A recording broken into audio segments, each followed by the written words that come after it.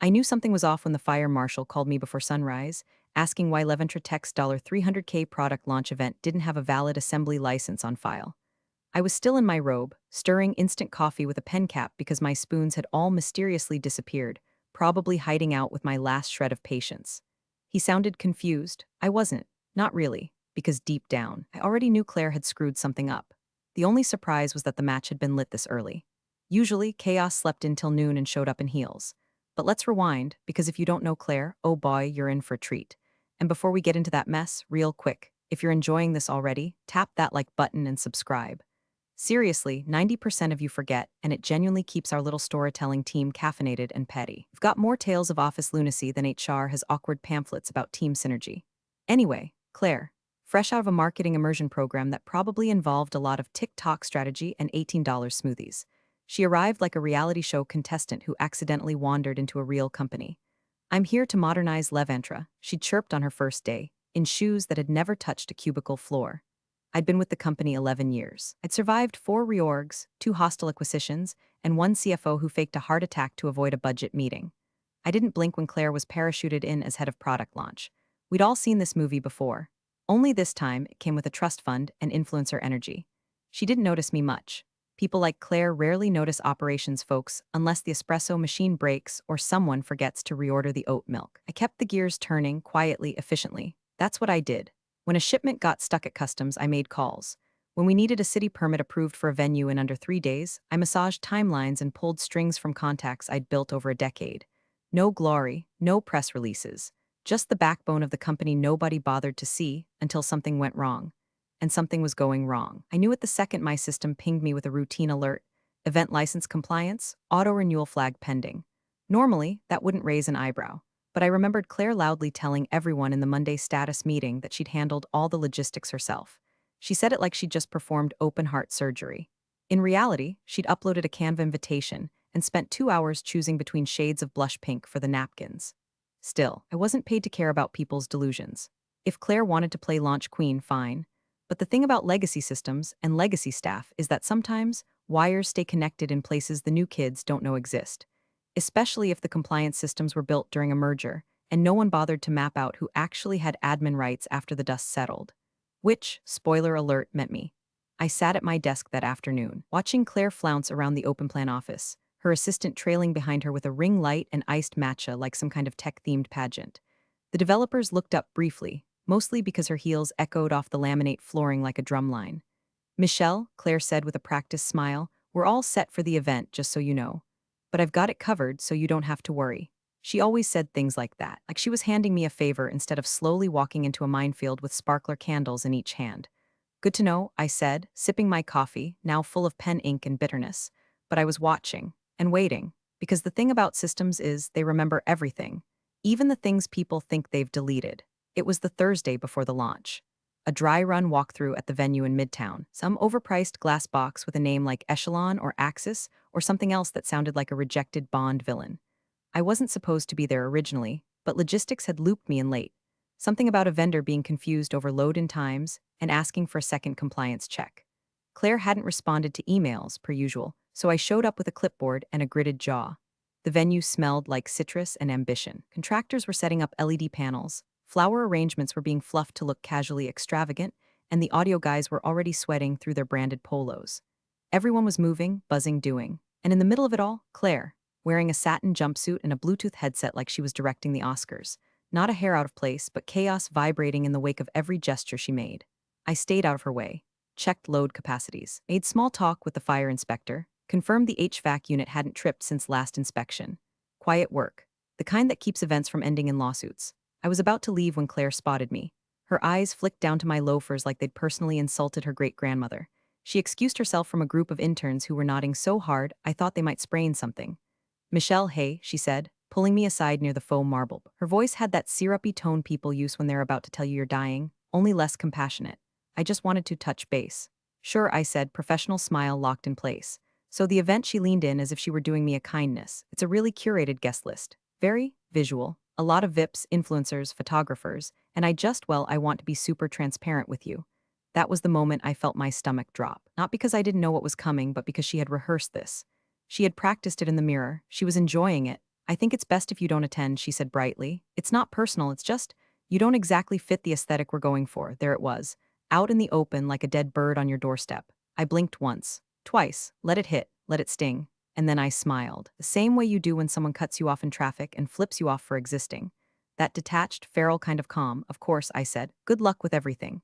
She beamed like she'd just given me a spa day. Thank you, I knew you'd understand. What she didn't notice was the way the room shifted around us. How the caterer paused mid-box lift. How two junior designers, both barely out of college, exchanged wide-eyed glances. It wasn't just the insult, it was the casualness of it. The surgical precision with which she dismissed over a decade of work like I was a coat rack in the wrong color. I walked out, my heels echoing down the hallway louder than her entire marketing plan. My face was stone, my chest was fire. I didn't cry, didn't rage, didn't even flinch when the elevator doors closed, but something had moved inside me. A gear clicked, not revenge, not yet, just clarity. Later that afternoon, I was back at my desk, answering a backlog of vendor emails Claire had ignored. Half listening to the company Slack, I saw a thread from Claire's assistant pop up in the events channel, all set for Saturday. Claire handled venue and compliance herself. CEO confirmed she's leading the full rollout. Party flexed #boss energy, of course she did. And of course she announced it like she'd solved world hunger with an Excel spreadsheet. She had no idea what she hadn't handled, no idea what box had never been ticked. But I did, and I had the keys. I didn't go home right away that night. Instead, I sat at my desk in the ops wing past 6 after the lights dimmed and the snack cart had done its final lap. That wing of the building always went quiet early. Sales had their happy hours, design had their rooftop wine nights, and marketing lived on Instagram Live. Ops, we just finished things. I logged into the back-end systems, mostly out of habit. I'd spent more years in this dashboard than I'd spent married. It was ancient, clunky, a Frankenstein's monster built out of 3 acquisitions and 1 panicked rebrand. No one under 30 could use it without breaking something. But me, I knew every tab, every flag, every dangerous little button buried in its dusty corners. The event permit record was right where I thought it'd be, filed under Leventre Tech Event NYC April 22 Tempoth. That Tempoth at the end was key. It meant the city had approved it provisionally, pending a final compliance box being checked before midnight on the day prior. Specifically, a form labeled LTX61A, a mind-numbingly boring document that asked questions like will fog machines be used indoors, and are strobe lights visible from public roads, the kind of thing Claire wouldn't know existed unless it had a Spotify playlist and a mood board. And sure enough, the box next to Final Assembly Compliance Verified Auto Renew License was still gray, unticked, floating there in digital limbo. I sat back in my chair, arms crossed, no music, no dramatic lighting, just the hum of the overhead fluorescence and the soft, almost sad sigh of a printer spitting out some forgotten invoice nearby. I wasn't angry, not anymore. I wasn't even hurt. What I felt was something else, something cleaner. I felt done. Claire had made a decision. Not just to humiliate me, but to walk past me like I didn't exist, like the bones of the company she now strutted across weren't held together by people like me. People who stayed late, who answered the damn phone when city compliance called, who remembered how every weird little legacy system plugged into the next. And the funniest part? No one had even thought to revoke my access. During the last org chart shuffle, it moved my title from ops director to logistics consultant. Some VP thought it sounded more modern. But titles don't change back-end permissions unless someone manually updates them.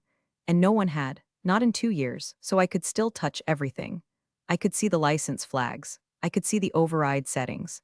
I could see the fallbacks that it had rigged up after a venue fiasco in 19, when we'd nearly been shut down by the fire department during a product demo involving dry ice and a poorly placed outlet. I didn't tick the box. I didn't untick it either. I just looked at it. Technically speaking, no license had been fully issued. The provisional would expire at midnight, and without the auto-renew flag enabled, the system would default to non-compliant and ping the city events system. A quiet little flag. No sirens. Just a simple status update in the database. Non-active, final compliance unverified. I hovered over the field, not with glee, not with wrath, just curiosity. Then I opened my calendar, clicked over to Saturday at 11:45 p.m., and set a silent notification, check permit record. No plan, no plot, just a note. After all, if Claire really did handle everything like she claimed, if she had all the details locked down and the compliance box ticked, then the license would renew automatically. If she hadn't, well, that would be unfortunate for her. I logged out, closed the dashboard, packed up my things and walked out into the cool night air. Midtown always smelled like hot garbage and broken dreams after dark.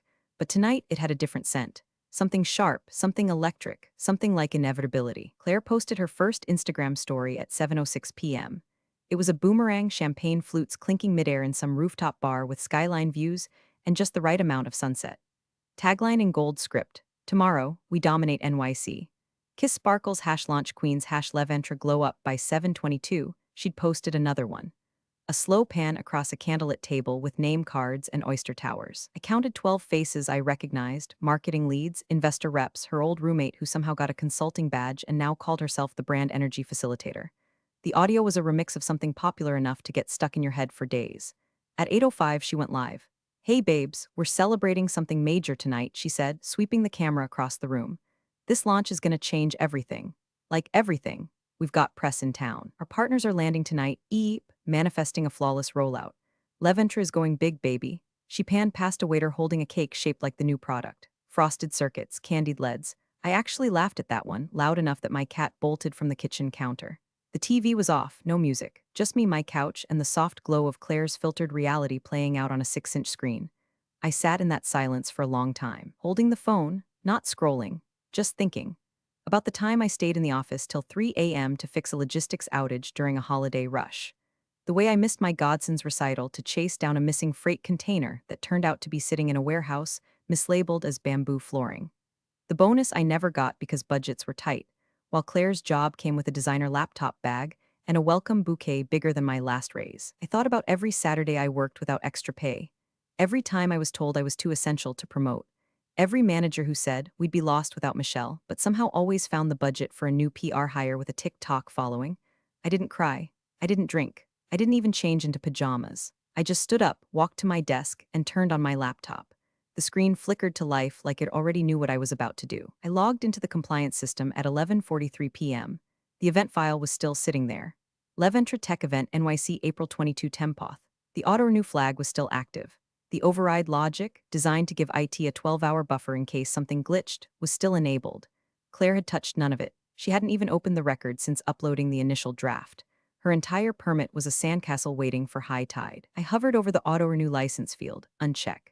A confirmation box popped up. "Are you sure you want to disable auto-renewal?" "Yes." Next, I opened the Override Logic tab. Scroll, Disable Contingency Fallback. Save. I stared at the screen for a full minute. Nothing flashy happened. No alarms, no cinematic countdown, just a dull flicker as the system refreshed and accepted the changes. Then I closed the tab, shut the laptop, and sat back in my chair. That was it. That's all it took. One click and the provisional permit became a ticking clock. Claire's empire now had 24 hours to live. Unless someone, somewhere, noticed. Unless someone remembered to tick a box in a system only 3 people on staff even understood. Unless someone who didn't fit the aesthetic showed up to fix it for her. I went to bed at 12:04 a.m., slept like a baby. First thing I heard that morning was my phone vibrating itself off the nightstand like it had something to confess. I cracked one eye open and saw the screen blinking like a dying firefly. 12 missed calls, 9 Slack mentions, 3 voicemails. The timestamp reads 6:12 a.m. My apartment was still wrapped in that soft, early light that makes you think, for just a second, that the day might be gentle. It wasn't. I rolled over, groaned, and unlocked my phone. First Slack message, 5:44 a.m. From someone in events I barely knew. "Hey Michelle, do we have the actual license doc for today's launch?" Venue says something's missing, then rapid fire, update, security says they can't let anyone inside. Something about a city flag, police are at the loading dock, not sure if that's related. Is this a drill or? I sat up, rubbed my face, let out a low, exhausted laugh that sounded like it came from somewhere beneath my bones.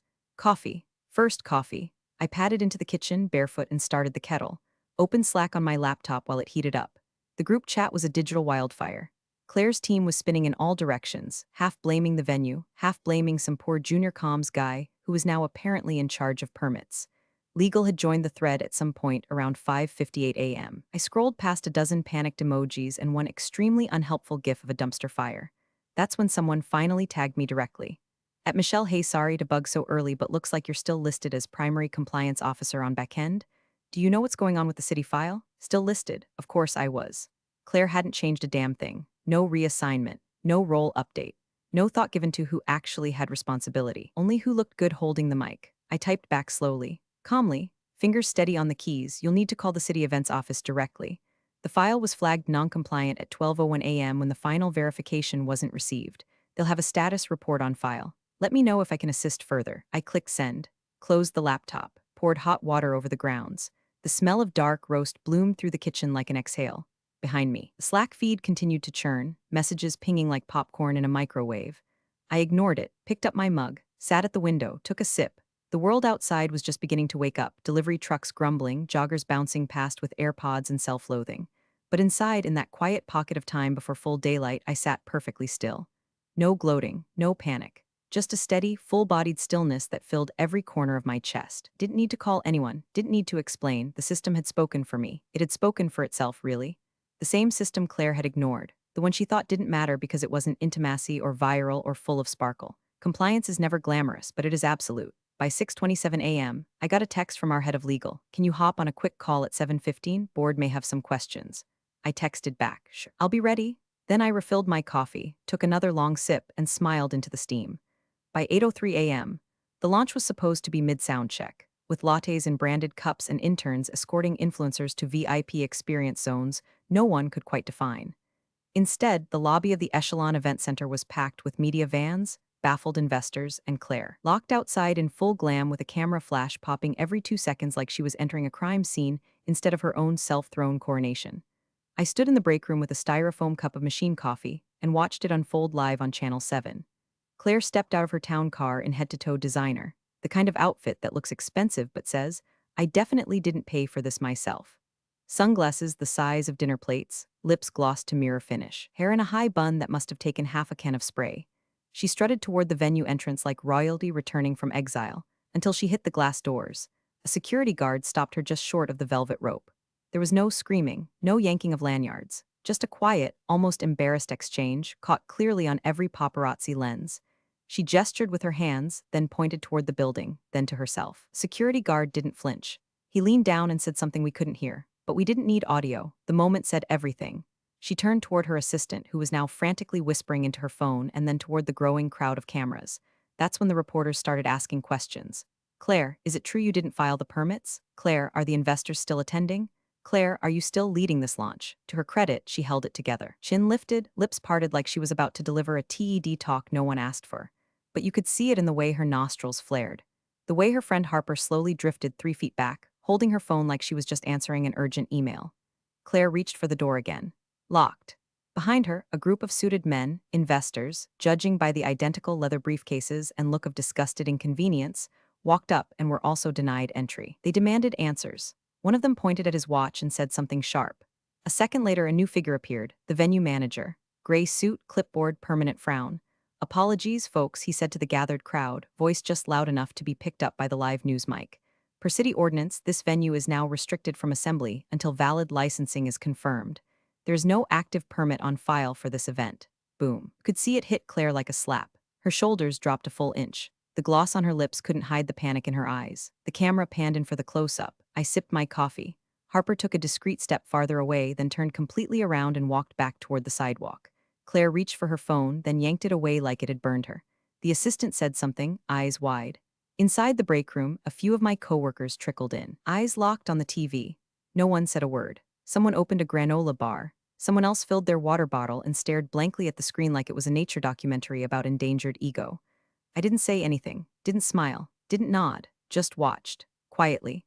A little while later, the coverage cut to a talking head speculating about potential financial damage and how this kind of public embarrassment could affect future brand partnerships. I turned the volume down and leaned back in my chair. The room buzzed with soft whispers. She really didn't file the permit?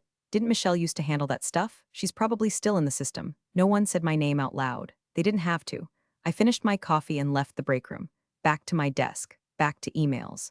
Back to watching the empire that tried to erase me slowly leak foundation through a hole its queen didn't even know existed. Emergency call was set for 9:30 a.m. sharp. The subject line read, NYC launch status immediate review. No pleasantries, no RSVP buttons, just a link, a time, and the kind of all-caps urgency that usually precedes layoffs or lawsuits. By 9:31, the virtual boardroom was full, 15 faces boxed into a grid of forced concern and boardroom buttocks. Legal was there, of course, grim and overcaffeinated. The VP of Ops, who hadn't returned a single one of my memos since 2022, sat stone-faced. Claire joined 10 minutes late, her background blurred but not quite enough to hide the fact she was still outside the venue, hair unraveling in the wind, jaw clenched so tight you could hear it through the microphone.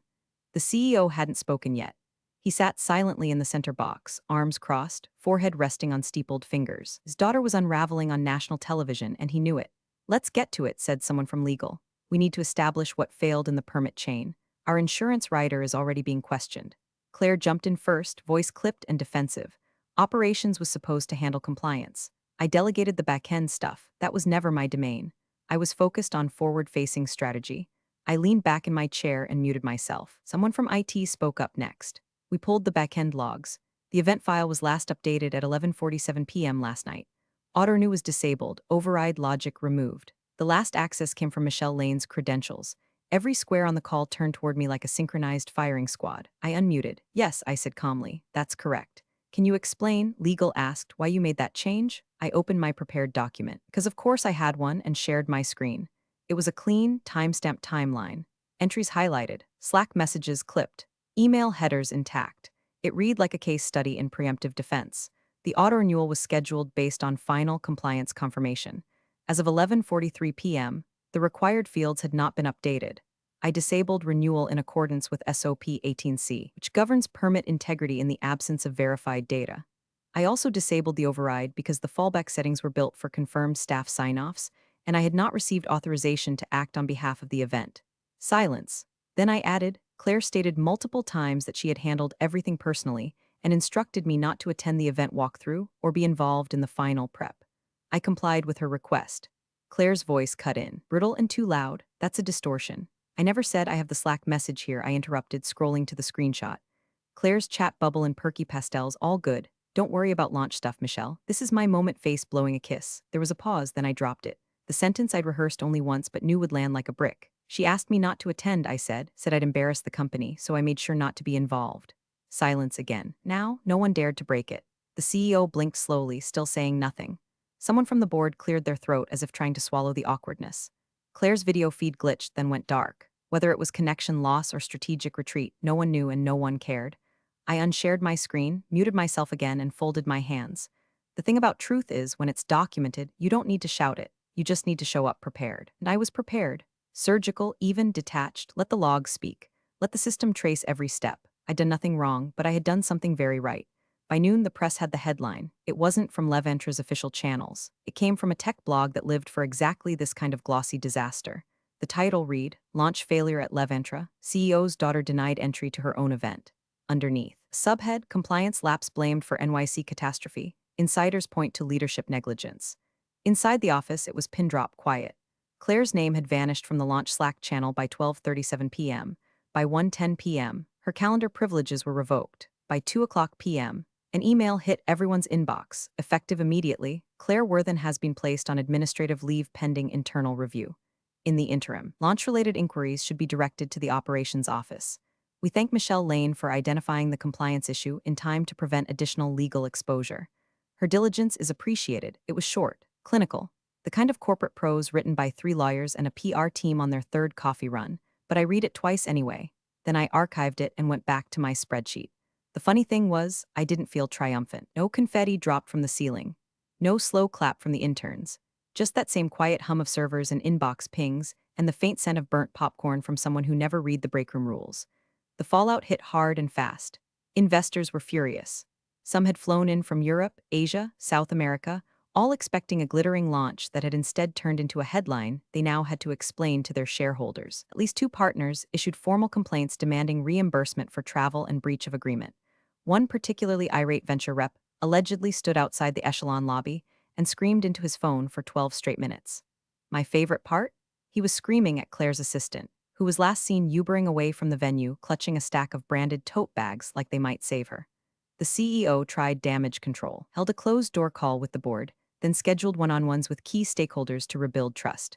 But the story had leaked, and you can't mop up what's already gone viral. That evening, as I was packing up, HR slid a sealed envelope onto my desk. I opened it to find an official retention offer, salary bump, bonus payout, and a formal request to consult on future high-priority launches moving forward. I read it, nodded, slipped it into my drawer without signing it. Not yet. At 6:15 p.m., I passed the executive floor on the way out. Claire's office door was wide open, empty, her nameplate removed. The only thing left was a lone orchid drooping toward the floor like it knew something had died. I paused just long enough to look, not to gloat, not to revel, just to observe, full circle. Claire had tried to make the launch about her, but the system didn't care about selfies or style or brand elevation. It cared about boxes, flags, procedures, and when those were ignored, it didn't whisper. It screamed. All I did was let the system speak. I never needed revenge, just accuracy, and maybe a little silence to enjoy it. The resignation hit the press 3 days later, not from Leventra's comms team, of course. We're still hiding behind no comment statements and waiting for the legal dust to settle. But someone from Claire's PR agency must have realized the optics were unsalvageable. They leaked a carefully scripted exclusive to a lifestyle publication known more for skincare routines than tech shakeups. Claire Worthen steps away from Leventra to pursue creative independence. Sure, the same day, a handful of investors formally withdrew from two upcoming Claire-led initiatives. One of them had already transferred support to a rival firm, citing a renewed focus on operational reliability. Another simply said, "We can't build on unstable ground." Inside the office, things quieted down. People moved on fast. That's the way it always goes. Launches come and go, headlines flare and fade, and everyone pretends they weren't just one decision away from disaster. But the logs don't forget. Friday morning, I came in early, before the lights clicked on automatically, before the team's chatter filled the halls. I brewed a proper cup of coffee from my stash, none of that shared breakroom poison, then sat at my desk and opened the back-end system one last time. The dashboard loaded slowly, like it knew it was about to let go of something important. Under Event Access Management, Claire's name still sat in faded gray, permissions suspended but not yet scrubbed. I clicked through the admin panel, reviewed the records, then hovered over the final alert tied to her credentials. Temporary administrative override. Claire Worthen NYC launch 2023 delete. A single click. The confirmation window popped up. Are you sure you want to delete this record? Yes, it was gone, no fanfare, no dramatic music, just a clean database again. Order restored. I leaned back, eyes on the screen, then reached for my coffee. Outside the window, the city buzzed. Unbothered as always, trucks honked. Sirens wailed somewhere distant. Life resumed. A few minutes later, a new hire from marketing wandered by, tablet in hand, looking dazed. "Hey," she said, "sorry to bother. I just started last week and I've heard bits and pieces, but what actually happened at the launch?" I smiled. "Not big, just enough. Always double-check the checklist," I said, "and never forget who built the system." She blinked, nodded, and wandered off like I'd just handed her the secret to fire. I didn't follow up, didn't explain, didn't drop the receipts I still had printed and neatly filed in my drawer just in case history tried to rewrite itself. Because I didn't need to, the system remembered, and so did I. I turned back to my screen. A new project was already loading. Another launch. Another opportunity for someone to pretend that operations didn't matter until they did. But this time, they'd remember the silence. They'd remember who held the foundation steady. And they'd remember the woman who never raised her voice, but never missed a box. Appreciate you sticking around, you legends of the break room. Subscribe for more chaos. Let's make your old managers spill their coffee in fear.